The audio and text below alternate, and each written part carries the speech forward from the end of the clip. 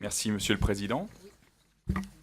Monsieur le Président, mes chers collègues, notre commission examine aujourd'hui le projet de loi portant transformation de l'Université des Antilles et de la Guyane en Université des Antilles et ratifiant diverses ordonnances relatives à l'enseignement supérieur.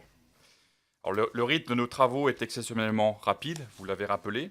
Le Sénat a adopté le texte en première lecture le 29 janvier et l'examen en séance publique est prévu donc dès le jeudi 19 février prochain.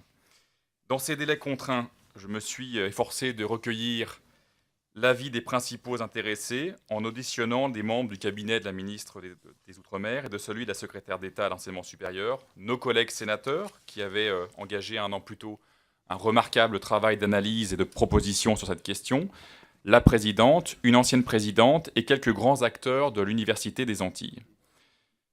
Il ne se joue ici en effet rien de moins que la survie de cette université, indispensable pour le développement et le rayonnement de ces territoires et pour l'avenir de nos jeunes concitoyens antillais. Comme vous le savez, des tensions récurrentes parmi les personnels et les étudiants du pôle guyanais, qui se sont soudainement envenimés à l'automne 2013, ont conduit le gouvernement à se résigner au retrait de la Guyane de l'université commune qu'elle partageait avec la Guadeloupe et la Martinique depuis 1982. Le décret du 30 juillet 2014 a ainsi créé une nouvelle université, limitée à quelques 2000 étudiants en ce qui concerne le pôle guyanais. À la suite d'une mission conduite par l'Inspection générale de l'administration, de l'éducation nationale et de la recherche, les moyens ont été répartis dès la fin de l'année entre les deux universités sur le fondement de la situation prévalant à la date de la scission. Cette séparation explique l'urgence imprimée aux travaux parlementaires. Nous verrons en effet que pour apaiser la situation et couper court aux surenchères autonomistes mettant en danger la survie d'une université commune, le gouvernement a tiré parti de l'habilitation à légiférer par ordonnance que nous lui avions accordée, dans l'intention initiale d'adapter à cette université la nouvelle gouvernance fixée par la loi de l'enseignement supérieur du 22 juillet 2014, pour procéder, dans l'ordonnance du 17 juillet 2014, à un profond renforcement, et j'insiste, de l'autonomie des deux pôles demeurant dans l'ancienne Université des Antilles de la Guyane. Il n'a pas pu toutefois aller jusqu'à tirer... Excusez-moi, monsieur le rapporteur, il y a vraiment un bruit de fond qui est trop haut, si j'ose dire. Continuez. Merci, monsieur le Président.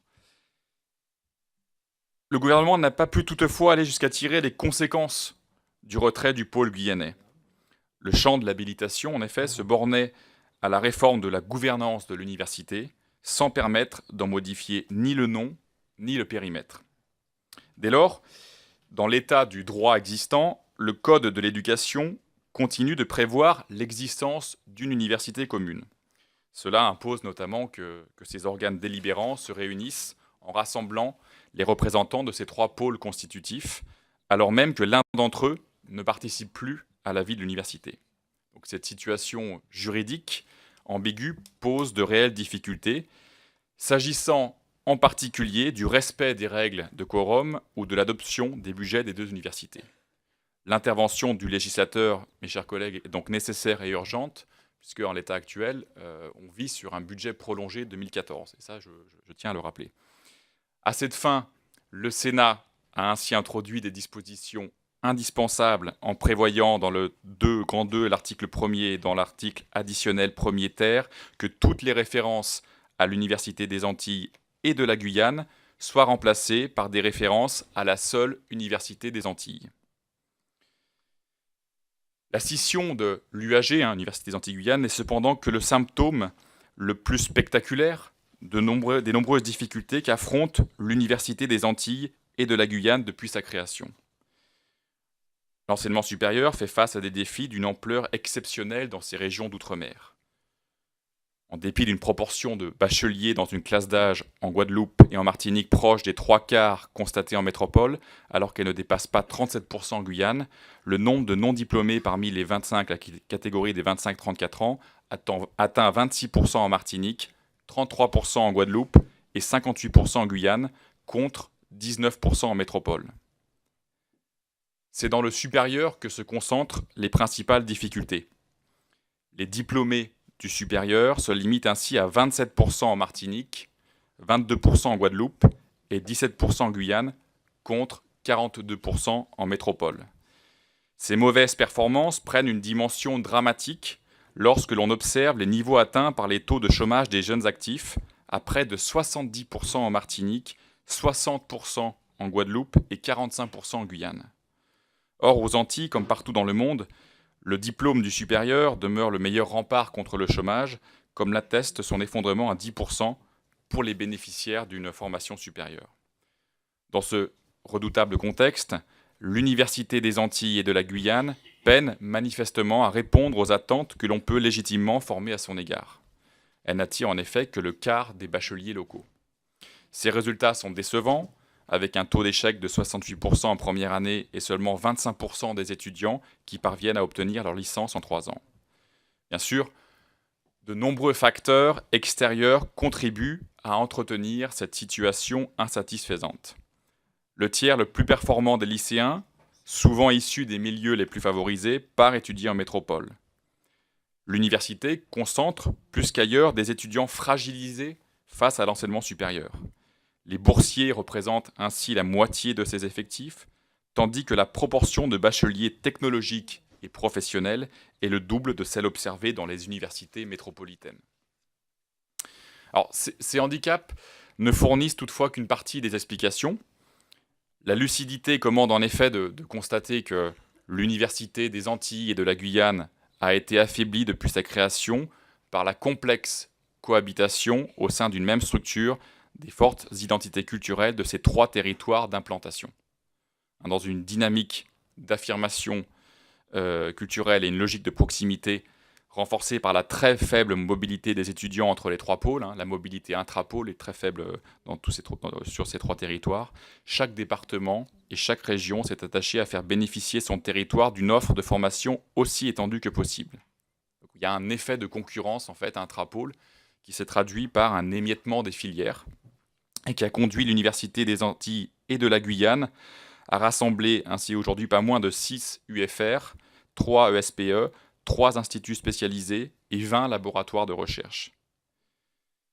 Ces forces centrifuges ont d'autant plus érodé la cohérence de l'université que sa gouvernance s'est révélée incapable de relever les défis posés par la rivalité des pôles géographiques universitaires.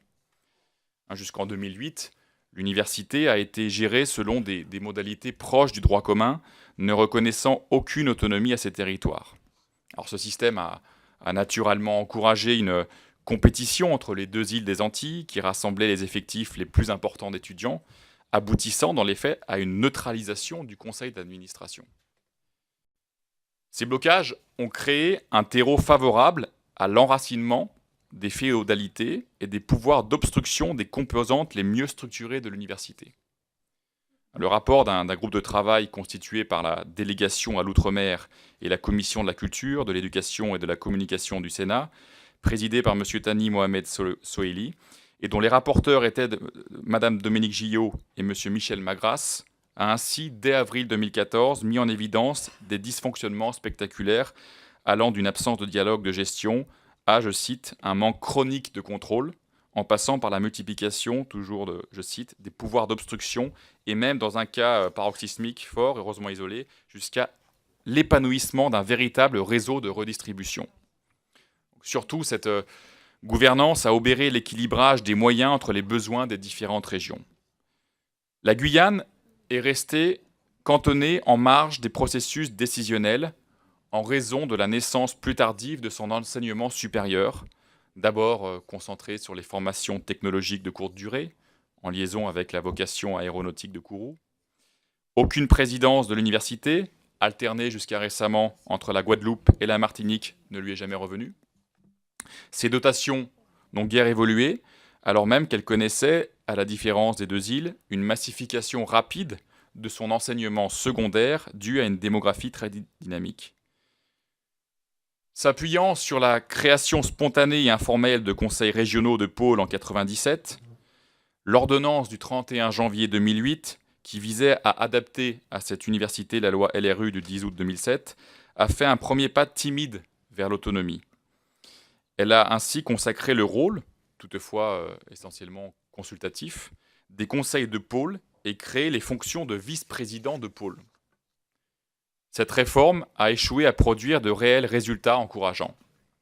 D'une part, les conseils consultatifs de pôle, affaiblis par l'absentéisme de leurs membres et l'imprécision de leurs attributions, n'ont pas su s'imposer entre les composantes et les services centraux.